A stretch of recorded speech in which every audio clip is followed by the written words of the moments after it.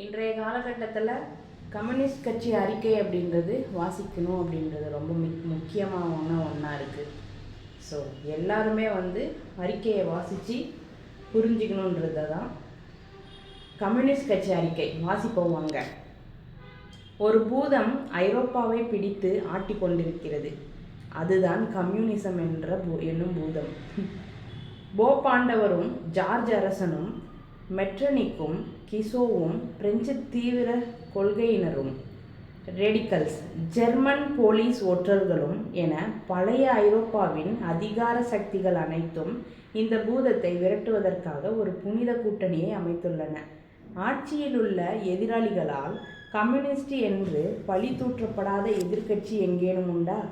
தன்னிலும் முற்போக்கான எதிர்க்கட்சிகள் மீதும் பிற்போக்கான தன் எதிரொலிகள் மீதும் கம்யூனிஸ்ட் என பட்டம் சூட்டி அவதூறு சேற்றை அள்ளி வீசாத எதிர்க்கட்சிகள் தான் எங்கேனும் இருக்கிறதா?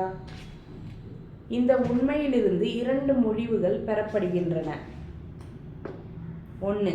கம்யூனிசம் அதன் அளவில் ஒரு தனிப்பெரும் சக்தி என்பதை ஐரோப்பிய சக்திகள் அனைத்தும் ஏற்கனவே ஏற்றுக்கொண்டுவிட்டன.